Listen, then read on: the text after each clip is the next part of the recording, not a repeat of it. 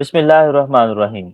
Welcome to Alizeh designing studio. हम सीख रहे हैं वेलकम एम्ब्रॉयडरी स्टूडियो E4.2 और आज हमारी 8वीं क्लास है। तो जिन लोगों ने हमारी पुरानी क्लासेस को नहीं देखा है, वो यहाँ आई बटन पर क्लिक करके हमारी प्लेलिस्ट को ज्वाइन कर सकते हैं, जहाँ पर तमाम तर क्लासेस तरतीब से मौजूद हैं। तो चलें अपनी क्लास शुरू करते हैं। पिछली क्लास में मैंने आप लोगों को सेलेक्ट टूल बताए थे और किसी भी ऑब्जेक्ट की साइजिंग कैसे चेंज करते हैं, वो सिखाया था। तो अगर आपने पिछली पिछली क्लास को नहीं देखा है, तो यहाँ पर आई बटन पर आपको क्लास 7 शो हो रही है, आप उसे देख सकते हैं। तो चलें, अब हम आज की अपनी 8वीं क्लास को शुरू करते हैं। आज मैं आप लोगों को एक फिलिंग टूल बताने वाला हूँ, जिसका नाम कॉम्प्लेक्स टूल है। तो ये देखिए, ये टूल आपको इस टूल बार में मिलेगा। इस टूल बार का नाम ट्रेडिशनल डिजिटाइजिंग है, जिसके अंदर ये सारे फिलिंग टूल मौजूद हैं। याद रहे कि शुरू की क्लासेस में मैंने आपको फिल टाइप और आउटलाइन टाइप दोनों तरह के टाँके बताए थे और वो कहाँ पर मौजूद होते हैं, वो सब उसमें मौजूद है। तो आप पिछली क्लासेस को डिटेल में अगर आप देखें, तो आपको बहुत आसानी होगी। तो आज का हम अपना ये कॉम्प्लेक्स फिल और कॉम्प्लेक्स टर्निंग फिल शुरू करते हैं। सबसे पहले खाली स्क्रीन पर ये देखें, जैसा कि मैंने पहले बताया हुआ है कि हमारे लेफ्ट बॉटम में यहाँ पर हमें स्क्रीन पर शो होता है जो हमें देखना होता है। तो ये देखिए, इस वक़्त हमारी स्क्रीन बिल्कुल एम्प्टी है। ना तो हमने कोई टूल सेलेक्ट किया हुआ है और ना ही स्क्रीन पर कुछ मौजूद है। इसलिए यहाँ पर एम्प्टी डिज़ाइन शो हो रहा है। तो अब मैं अपना ये कॉम्प्लेक्स फिल टूल यहाँ से सेलेक्ट करता हूँ। तो ये देखिए, ये कर्सर की पोज़ीशन भी मुझे बता रहा है और यहाँ पर कह रहा है एंटर पॉइंट 1 ऑन बाउंड्री 1। तो चलें, ये देखें, मैं अपना पॉइंट 1 लगाता हूँ और ये देखें, इसी तरह पॉइंट 2, पॉइंट 3, पॉइंट 4 और मैं यहाँ पर स्पेस या एंटर प्रेस करता हूँ, तो ये देखिए, ये ऑटोमेटिकली क्लोज़ हो जाएगा। अब वो मुझे कह रहा है कि एंटर पॉइंट 1 और बाउंड्री 2, तो हमने अभी बाउंड्री 1 ही बनानी है, इसलिए मैं इसी को दोबारा से एंटर या स्पेस को प्रेस कर देता हूँ।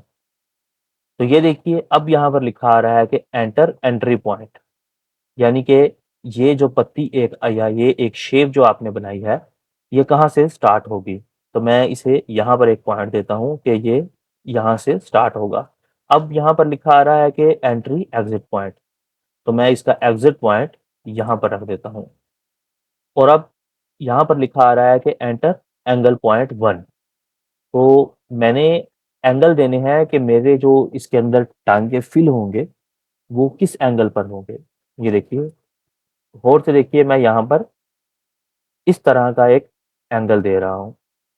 ये देखिए, अब मैं आपको इसे ज़ूम करके दिखाता हूँ। तो ये देखिए, जिस तरह का मैंने यहाँ पर एंगल दिया था, उसी तरह का बिल्कुल यहाँ पर एंगल लगे हुए हैं। मैं इसको साइज़ छोटा भी करता हूँ इसका।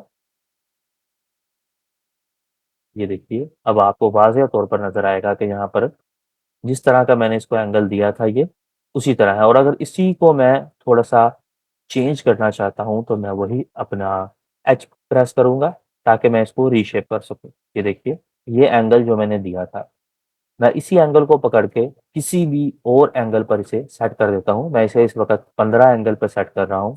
तो ये देखिए, एंगल की जो शेप है, वो ऐसे लग गई है। तो एक बार फिर से मैं आपको बनाकर दिखा देता हूँ।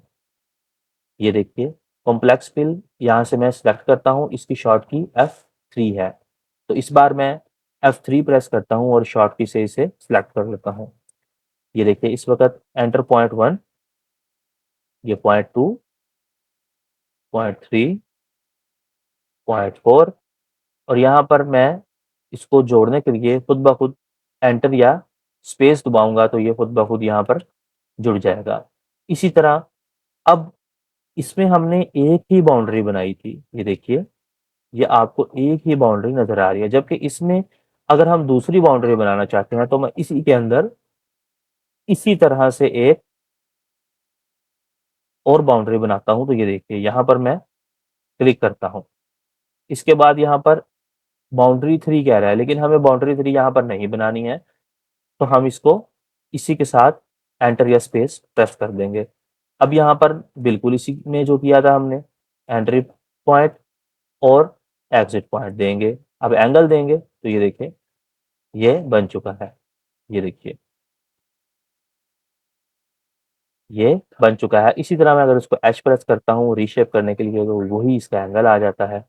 अब मैं इसका एंगल किसी भी जगह रख के इसे अपनी डिज़ाइनिंग के मुताबिक, या जिस तरह की मैं टाँगों की शेप चाहता हूँ, जिस तरह का स्टाइल चाहता हूँ, मैं इसे उस तरह से शेप दे सकता हूँ एंगल को। ये देखिए, मैं जिस-जिस तरह से एंगल को मूव कर रहा हूँ, ये इसमें लगे हुए टाँके भी बिल्कुल उसी शक्ल से मूव कर रहे हैं। अब इसके अलावा जो दूसरा एक ये था हमारा कॉम्प्लेक्स फिल। अब एक कॉम्प्लेक्स टर्निंग फिल, इसकी शॉर्ट की सिफ़र है। तो ये देखिए, मैं इसको कॉम्प्लेक्स टर्निंग को सिलेक्ट करता हूँ और इसको भी बिल्कुल इसी तरह जैसा कि मैंने इसे बनाया था, इसी तरह बना लूँगा। ये देखिए, entry point, exit point, angle. अब ये देखें, इसमें क्या था, इसमें हम एंगल लगाते थे, तो उसी वक़्त ये कंप्लीट हो जाता था। लेकिन इसमें हम मल्टीपल एंगल्स यूज़ कर सकते हैं। ये देखिए, मैं इसमें एक और एंगल लगाऊँगा, ये तब तक एंगल लगाता रहेगा जब तक कि मैं इसको स्पेस या एंटर प्रेस नहीं करूँगा। अब मैं इस पर स्पेस या एंटर प्रेस करता हूँ, तो ये देखिए ये बन चुका है। अब इसमें देखें, मैं इसको एच प्रेस करता हूँ तो इसमें 3 एंगल लगे हुए हैं, जबकि मैं इस पर एच प्रेस करता हूँ तो इस पर सिर्फ़ 1 एंगल मौजूद है। ये कॉम्प्लेक्स फिल और कॉम्प्लेक्स टर्निंग फिल का सिर्फ़ और सिर्फ़ एक ये फ़र्क है। कि कॉम्प्लेक्स फ़िल में सिर्फ़ एक एंगल लगता है और जबकि कॉम्प्लेक्स टर्निंग फ़िल में हम मल्टीपल एंगल्स को यूज़ कर सकते हैं। तो ये देखिए, मल्टीपल एंगल्स कहाँ यूज़ किए जाते हैं, जैसे कि मैं चाहता हूँ कि मेरे यहाँ पर ये दरमियान वाले एंगल को मैं फ़िलहाल डिलीट करता हूँ। तो ये देखिए, मैं चाहता हूँ कि मेरे नीचे वाले जो एंगल हैं टाँकों के, वो कुछ इस तरह से रहें और ऊपर वाले जो मेरे ऑब्जेक्ट के टाँके हैं, वो कुछ इस तरह से रहें। तो ये देखिए। टाँगों की शेप उसी तरह से हो गई है जिस तरह से मैंने यहाँ पर एंगल सेट किए थे। तो कॉम्प्लेक्स फिल और कॉम्प्लेक्स टर्निंग फिल, इसमें सिर्फ़ और सिर्फ़ एंगल का फ़र्क है। जो कॉम्प्लेक्स फिल है उसमें हम सिर्फ़ एक एंगल को यूज़ कर सकते हैं, जबकि जो हमारा कॉम्प्लेक्स टर्निंग फिल है उसमें हम मल्टीपल एंगल्स को यूज़ कर सकते हैं। तो कैसी लगी आपको हमारी आज की वीडियो? और अगर आपको हमारी वीडियो से रिलेटेड कोई सवालात हों, तो आप हमें कमेंट में ज़रूर बताएँ, हम आपको उसका जवाब ज़रूर देंगे। और अगर अभी तक आपने हमारे चैनल को सब्सक्राइब नहीं किया है, तो इसे सब्सक्राइब कर लें और बेल आइकन को प्रेस करना बिल्कुल मत भूलिएगा, ताकि आपको हमारी आने वाली हर नई क्लास का नोटिफ़िकेशन मिल सके। तो स्टे ट्यून्ड, तब तक के लिए अल्लाह हाफ़िज़।